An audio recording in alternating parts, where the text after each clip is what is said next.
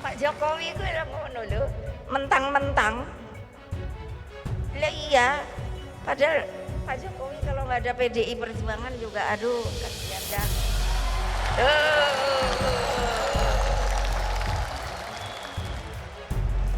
Lo legal formal lo. Beliau jadi presiden tuh nggak ada kan ini. Legal formal. Saya jadi maklum, langkah catur Jokowi melirik ke kubu Prabowo. Di PDIP seorang presiden 2 periode sama sekali tidak dihargai, cuma dianggap petugas partai. Kini, lihat siapa yang pegang kendali. Halo, selamat datang di channel Redaksi Jurnal bersama JJ. Banyak teman pendukung Jokowi yang mengkritik Bu Megawati atas pidatonya waktu ulang tahun PDI Perjuangan ke-50 kemarin. Mereka beranggapan kalau mereka dulu memilih Jokowi karena sosok, bukan karena dia dari partai PDI Perjuangan. Saya setuju, saya juga begitu. Saya lebih memilih sosok waktu memilih calon presiden dan calon kepala daerah.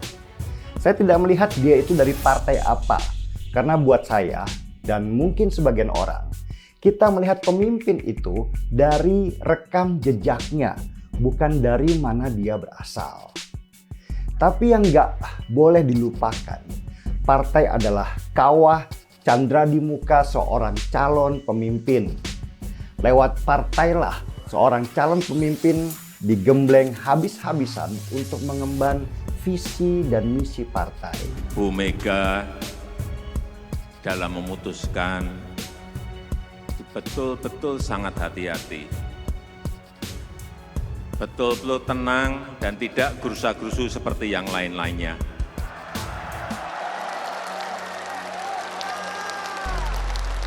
Didesak-desak dari manapun tidak goyah. Meskipun namanya sudah di kantongnya Bu Mega. Tidak ada satu pihak pun yang bisa mengurus negeri ini sendirian. Semua harus bekerja sama dengan kuat dalam semangat gotong royong. Kenapa gotong royong? Karena dalam konsep gotong royong, semua pihak adalah saling melengkapi dan saling membutuhkan. Sehingga tentunya semuanya itu adalah sama-sama penting. Maka jangan sampailah ada pihak yang merasa dirinya lebih penting dari pihak-pihak yang lain. Harus kita akui, kalau sementara ini PDI Perjuangan lah partai yang bisa menghasilkan generasi-generasi terbaik di dalam memimpin negeri. Di PDI Perjuangan ada Jokowi, ada Ganjar Pranowo, ada Bu Risma, ada Jarot, ada FX Rudi, dan masih banyak yang lainnya. Meski di sana juga ada banyak kader-kader busuk yang tertangkap korupsi. Dan semua itu bisa terjadi karena kepemimpinan Bu Megawati dan juga kebesaran hatinya. Kalau saja Bu Mega dulu tahun 2014 berkeras untuk tetap menjadi calon presiden, tentu presiden seperti Jokowi tidak akan pernah lahir. Ketua Umum PDIP Megawati Soekarno Putri pernah berbicara mengenai peran penting PDIP bagi seorang Presiden Joko Widodo. Beberapa bulan lalu Megawati mengaku mengawal Jokowi sejak sebelum menjadi presiden. Hal itu disampaikan Megawati dalam acara peringatan HUT ke-50 PDIP di J-Expo Kemayoran, Jakarta Pusat, Selasa 10 Januari 2023 silam. Megawati mulanya menyinggung soal program stunting yang diinisiasi PDIP. Mega pun lalu menyinggung soal Jokowi dan dukungan PDIP. Megawati mengatakan PDIP mengawal Jokowi secara legal formal. Menurutnya, Presiden Jokowi kalau tidak ada PDIP, kasihan banget. Megawati juga menceritakan saat dirinya mengusulkan Ma'ruf Amin menjadi pendamping Jokowi di periode kedua. Megawati mengatakan, dulunya Ma'ruf Amin sama-sama berada di BPIP. Selain itu, Megawati menyarankan agar Mahfud MD menjadi Menko Polhukam. Megawati mengatakan beberapa orang di BPIP kini digeser untuk membantu Jokowi di pemerintahan. Pernyataan Megawati yang mengatakan jika Jokowi akan bernasib menyedihkan jika tidak ada PDIP juga viral dan menjadi perbincangan publik kini. Bahkan ada yang merasa iba dengan Presiden Jokowi. Apakah ini sebagai alasan Jokowi membelot dari Megawati? Apakah ini alasan Jokowi lebih condong ke Prabowo daripada ke Ganjar? sebegitu tidak dihargainya Jokowi di PDIP. Padahal yang menjadikan mereka berkuasa selama 10 tahun adalah sosok seorang Jokowi. Saya nggak habis pikir ya, bisa-bisanya Megawati bilang begitu. Padahal jika beliau ini tidak punya privilege sebagai anak Soekarno, akankah dia jadi ketua PDIP? Lihat saja Jokowi, merangkak dari bawah, mulai dari tukang kayu lalu maju jadi wali kota. Setelah itu maju menjadi gubernur DKI Jakarta, dan akhirnya menjadi presiden 2 periode pula, yang secara otomatis juga menaikkan citra partai PDIP. Tapi apa yang beliau dapat? Jokowi tidak pernah dihargai PDIP. Apakah dengan isu dimajukannya Gibran menjadi cawapres Prabowo adalah langkah catur Jokowi untuk membalas perlakuan kurang ajar PDIP padanya? Provokatif itu sifat dari provokasi, adalah tindakan atau perilaku yang secara sengaja dilakukan untuk memancing atau menimbulkan rasa emosional, entah itu fisik atau intelektual dari seorang atau kelompok terhadap seseorang atau kelompok lainnya. Contoh yang diucapkan Megawati seperti mentang-mentang tapi nggak ada kelanjutannya. Dan dia menambahkan kalau nggak ada PDIP kasihan. Apanya yang dikasihani? Bukankah Jokowi jadi presiden dinilai memiliki kompetensi, ya kan? Lalu untuk apa tepuk tangan yang diikuti oleh para audiens kader PDIP? Apa itu? Untuk mempermalukan Jokowi kah? Apa itu tidak dikategorikan sebagai bullying kepada seorang presiden 2 periode? Come on, lihat saja wajah Jokowi. Terlihat sangat tidak nyaman dan seperti menahan malu, juga emosi, tapi mencoba untuk tersenyum.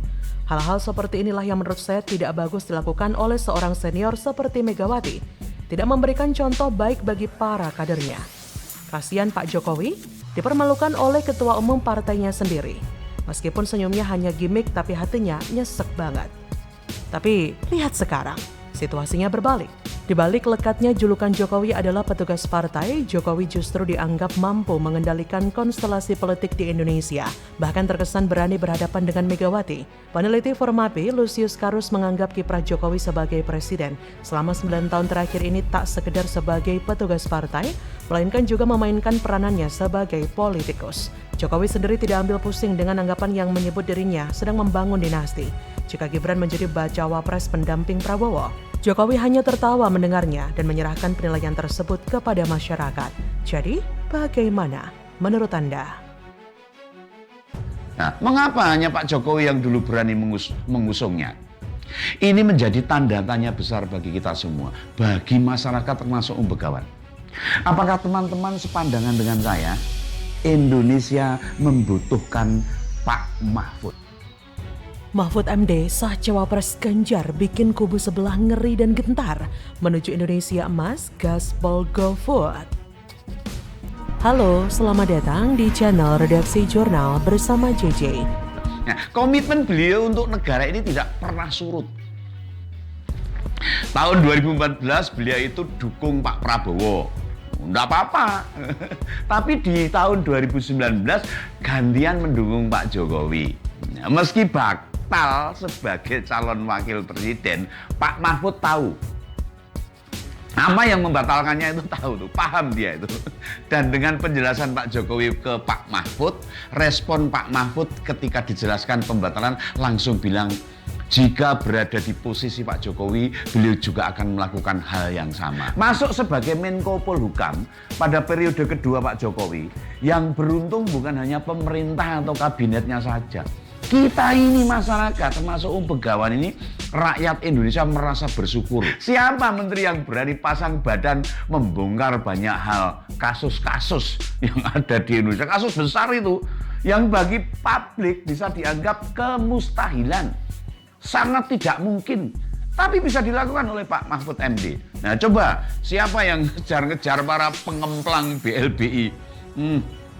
Uangnya banyak itu, dikejar-kejar sama Pak Mahfud untuk mengembalikan duit itu ke pemerintah. Presiden yang dipilih oleh Partai Demokrasi Indonesia Perjuangan yang akan mendampingi Bapak Ganjar Pranowo adalah Bapak Profesor Dr. Mahfud MD.